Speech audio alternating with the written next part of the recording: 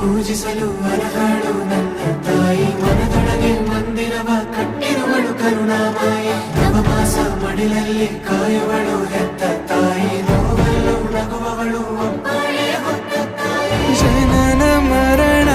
ಜಗದ ಸಂತೆ ಅದಕ್ಕೂ ಮೀರಿನಿ ಬೆಳೆದು ನಿಂತೆ ಕರುಣೆ ಸಹನೆಯ ಮೂರ್ತಿಯಂತೆ ದೇವರಿಗೂ ನೀ ಸ್ಫೂರ್ತಿಯಂತೆ ಅದೃಷ್ಟವು ನನ್ನ ಪಾಲಿಗೆ ನಿನ್ನ ಕಂದನು ನಾನಾಗಿ ಹೇ